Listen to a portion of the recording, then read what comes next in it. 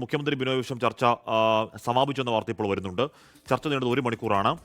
CPI മന്ത്രിമാർ മുഖ്യമന്ത്രിയുടെ മുറിയിലേക്ക് ഇപ്പോൾ പോയിരിക്കുന്നു. മന്ത്രിമാരായ K Rajan, P Prasad, GR Anil എന്നിവരാണ് മുഖ്യമന്ത്രിയെ ഇപ്പോൾ കാണുന്നത്. 1 മണിക്കൂറോളം നീണ്ടു നിന്നു പിണറായി വിജയൻ ബിനോയ് വിശ്വം കൂടിക്കാഴ്ച എന്ന് വേണം മനസ്സിലാക്കാൻ. എന്തോ കാര്യങ്ങൾ അതിൽ ചർച്ച ചെയ്യുന്ന കാര്യം ഇപ്പോഴും അവ്യക്തമാണ്. എന്തായാലും ഇതിൽ പ്രശ്നപരിഹാരം ഉണ്ടായിട്ടുണ്ടോ, കൂടിക്കാഴ്ച ഇത് പ്രശ്നപരിഹാരം ഉണ്ടായിട്ടുണ്ടോ എന്ന കാര്യമാണ് അറിയേണ്ടത്.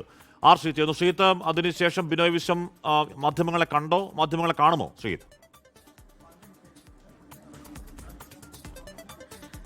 ഹാഷ്മി ചർച്ച പൂർത്തിയാക്കി മുഖ്യമന്ത്രി ആലപ്പുഴ ഗസ്റ്റ് ഹൗസിലെ ബിനോയ് വിശ്വം ആലപ്പുഴ ഗസ്റ്റ് ഹൗസിലെ 204 നമ്പർ മുറിയിലേക്ക് മടങ്ങി. അതിന് പിന്നാലെയാണ് ഇപ്പോൾ മന്ത്രിമാരായ P Prasad, K Rajan, GR Anil എന്നിവർ മുഖ്യമന്ത്രിയെ കാണാനായി ഈ തൈക്കാട് ഗസ്റ്റ് ഹൗസിലെ ആലപ്പുഴ ഗസ്റ്റ് ഹൗസിലെ മുഖ്യമന്ത്രിയുള്ള മുറിയിലേക്ക് പോയിരിക്കുന്നത്. അതിന് എന്തായാലും CPIയുടെ സെക്രട്ടേറിയറ്റ് ചേരും. അതിനുശേഷം മാത്രമേ ബിനോയ് വിശ്വം മാധ്യമങ്ങളെ കാണുന്നെങ്കിൽ പ്രതികരിക്കാൻ സാധ്യതയുള്ളൂ. ഇപ്പോൾ CPIയുടെ സംസ്ഥാന സെക്രട്ടേറിയറ്റ് ചേരാനുള്ള ഒരുക്കങ്ങളാണ് നടക്കുന്നത്.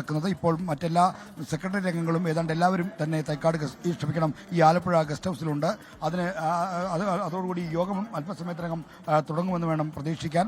മുഖ്യമന്ത്രി എന്താണ് ഈ ചർച്ചയിൽ മുന്നോട്ട് വെച്ച സമവായ നിർദ്ദേശങ്ങൾ എന്ന കാര്യം ബിനോയ് വിശ്വം സംസ്ഥാന സെക്രട്ടേറിയറ്റിനെ അറിയിക്കും. അതിനുശേഷമായിരിക്കും സെക്രട്ടേറിയറ്റ് ഒരു അന്തിമ തീരുമാനത്തിലേക്ക് എത്താൻ പോകുന്നത്. എന്തായാലും CPIക്ക് വിട്ടുവീഴ്ച ചെയ്യാൻ പര്യാപ്തമായ എന്തെങ്കിലും നിർദ്ദേശങ്ങൾ മുഖ്യമന്ത്രി വെച്ചോ, അത് CPIക്ക് സ്വീകാര്യമാകുന്നതാണോ എന്ന് തുടങ്ങിയ കാര്യങ്ങളാണ് ഇനി അറിയാനുള്ളത്. അത് CPI സെക്രട്ടേറിയറ്റിലെ ചർച്ചയ്ക്ക് ശേഷം മാത്രമേ അക്കാര്യത്തിൽ നമുക്കൊരു അന്തിമ നിഗമനത്തിൽ എത്തിച്ചേരാൻ കഴിയൂ. എന്തായാലും ഇപ്പോൾ CPI സെക്രട്ടേറിയറ്റ് ചേരാനുള്ള ഒരുക്കങ്ങളാണ് നടക്കുന്നത്. ഉറപ്പായും CPIക്ക് ഒരു എക്സിറ്റ് പ്ലാൻ ഉണ്ടാവണമല്ലോ ശ്രീത്ത്. അങ്ങനെ മുഖ്യമന്ത്രിയെ കാണുമ്പോൾ CPIക്ക് ഒരു എക്സിറ്റ് വേ CPIക്ക് മുന്നോട്ട് വെക്കാൻ ഇപ്പോൾ അതിൽ നിന്ന് പൂർണ്ണമായി പിന്മാറുക എന്ന് പറയുന്നത് ഒരു പരസ്യമായ ആവശ്യമോ ഉന്നയിക്കുന്നതാണ്, രാഷ്ട്രീയ ആവശ്യമാണ്. നടപ്പാകില്ല എന്ന് ഉറപ്പായും CPM നേരത്തെ പറയുന്നുണ്ട്. മുഖ്യമന്ത്രി എന്തായാലും ബിനോയ് വിശ്വം പറഞ്ഞിട്ടുണ്ടാകണം. ഈ വിവാദത്തിൽ തൽക്കാലമെങ്കിലും ഒന്ന് തലയൂരാൻ എന്താണ് വഴി എന്ന ഒരാലോചന അതിലുള്ള ഉണ്ടായിട്ടുണ്ടാവില്ലേ ശ്രീത്ത്?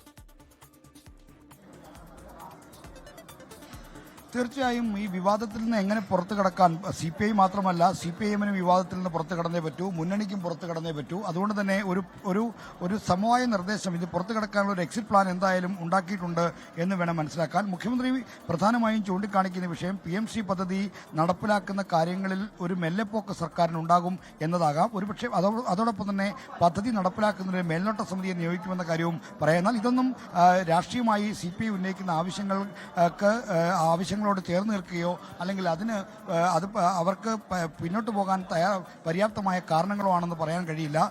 ഈ PMC പദ്ധതിയോട് ഉള്ള എതിർപ്പ് രാഷ്ട്രീയമായ എതിർപ്പാണ്. ആ എതിർപ്പ് CPMഉം CPIയും ഒരുപോലെ പറഞ്ഞിരുന്നതാണ്. പൊടുന്നനെ ഏകപക്ഷീയമായി ആരെയും അറിയിക്കാതെ ഒരു CPIയും പിൻവാങ്ങുകയും പിന്നീട് പോയി PMC പദ്ധതിയിൽ ധാരണാപത്രത്തിൽ ഒപ്പുവെക്കുകയും ചെയ്യുന്നത് ഒരു തരത്തിലും നീതീകരിക്കാനാവാത്ത കാര്യമാണെന്ന് CPI പറയും. അതൊരു മുറിവായി തന്നെ CPIയുടെ മുന്നിലുണ്ട്. അപ്പോൾ അതിനെ സാന്ത്വനിപ്പിക്കുന്ന തരത്തിലുള്ള ഒരു നിർദ്ദേശം വന്നേ മതിയാവൂ. എന്തായാലും ഈ ഘട്ടത്തിൽ എന്താണ് മുഖ്യമന്ത്രി മുന്നോട്ട് വെച്ച സമവായ നിർദ്ദേശം? ഇനി ഒരുപക്ഷെ മുഖ്യമന്ത്രി മന്ത്രിമാരെ കൂടി അദ്ദേഹത്തിന്റെ മുറിയിലേക്ക് വിളിപ്പിച്ചത് ഈ മന്ത്രിമാരെ കൂടി കാര്യങ്ങൾ ബോധ്യപ്പെടുത്താൻ, അദ്ദേഹത്തിന്റെ മന്ത്രിസഭയിലെ സഹപ്രവർത്തകർ എന്ന നിലയിൽ കാര്യങ്ങൾ അവരെ കൂടി ബോധ്യപ്പെടുത്താനാണ് ശ്രമിക്കുന്നത് എന്ന് വേണം മനസ്സിലാക്കാൻ. പ്രത്യേകിച്ച് തെരഞ്ഞെടുപ്പ് കാലത്തിന്റെ രാഷ്ട്രീയ പ്രാധാന്യം, നിയമസഭാ തെരഞ്ഞെടുപ്പ് വരാനിരിക്കുന്നു തുടങ്ങിയ കാര്യങ്ങളാണ് ഒരുപക്ഷെ മുഖ്യമന്ത്രി മന്ത്രിമാരോട് ചൂണ്ടിക്കാണിക്കാൻ പോകുന്നത്. എങ്കിൽ പോലും മുഖ്യമന്ത്രിയോട് കാര്യങ്ങൾ എന്തെങ്കിലും മറുത്തവർ പറയാൻ സാധ്യതയില്ലെങ്കിൽ പോലും പാർട്ടിയുടെ നിലപാട് ഉയർത്തിപ്പിടിക്കാതെ മന്ത്രിമാർക്കും രക്ഷയില്ലാത്ത സ്ഥിതിയുണ്ട്. കാരണം പാർട്ടിയാണ് അവരെ മന്ത്രിസ്ഥാനത്തേക്കും മറ്റും നിയോഗിച്ചിരിക്കുന്നത്. അതുകൊണ്ട് വളരെ പെട്ടെന്ന് തന്നെ മന്ത്രിമാർക്ക് എന്തെങ്കിലും ഒരു ഉറപ്പ്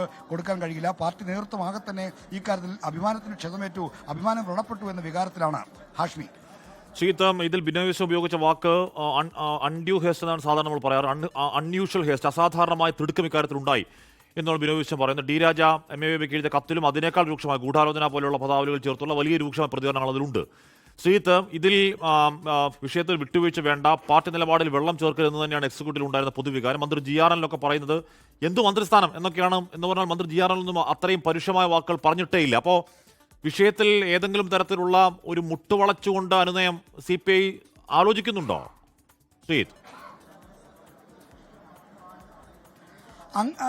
ഇതുവരെ അത്തരമൊരു ആലോചന ഉള്ളതായി CPI നേതാക്കളിൽ നിന്ന് നമുക്ക് വ്യക്തമല്ല. കാരണം CPI വിട്ടുവീഴ്ചയില്ലാത്തൊരു സമീപനം സ്വീകരിക്കാൻ തീരുമാനിച്ചതിനെയാണ് എക്സിക്യൂട്ടീവ് യോഗം സമാപിച്ചിരിക്കുന്നത്. ബാക്കി കാര്യങ്ങൾ മുഖ്യമന്ത്രി പറയട്ടെ.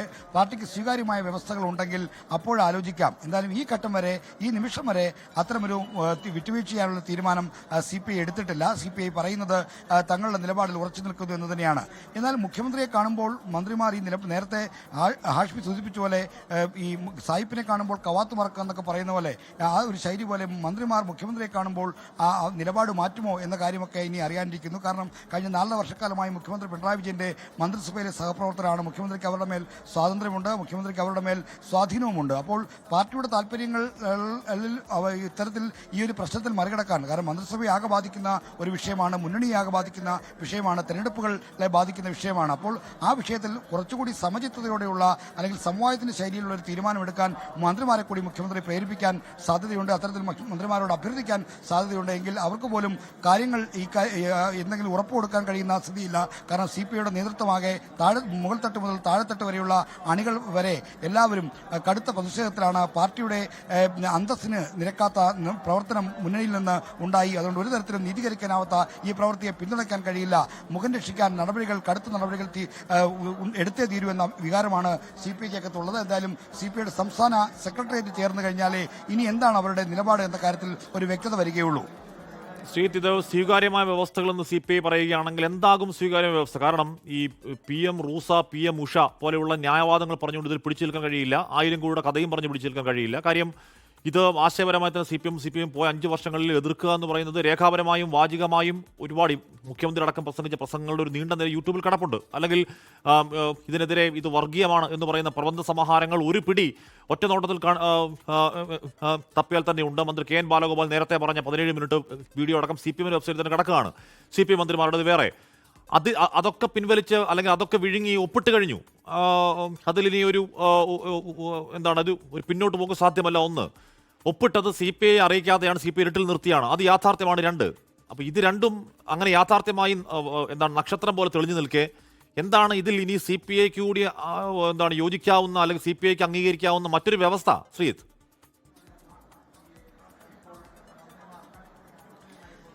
CPI രേഖാമൂലം എഴുതി കൊടുത്തിരിക്കുന്ന CPI സംസ്ഥാന സെക്രട്ടറി ബിനോയ് വിശ്വം, CPIഎമ്മിന്റെ സംസ്ഥാന സെക്രട്ടറി MV ഗോവിന്ദനും മുന്നണി കൺവീനർ TP രാമകൃഷ്ണനും നൽകിയ കത്തിൽ ചൂണ്ടിക്കാണിച്ചിരിക്കുന്ന കാര്യം PMC പദ്ധതിയുടെ ധാരണാപത്രത്തിൽ ഒപ്പുവെച്ച നടപടിയിൽ നിന്ന് പിന്മാറണം എന്നാണ്. അപ്പോൾ അതിൽ കുറഞ്ഞ ഒരാവശ്യവും തങ്ങൾ അംഗീകരിക്കില്ല എന്ന നിലപാട് CPI ഇതിനകം തന്നെ വ്യക്തമാക്കി കഴിഞ്ഞു.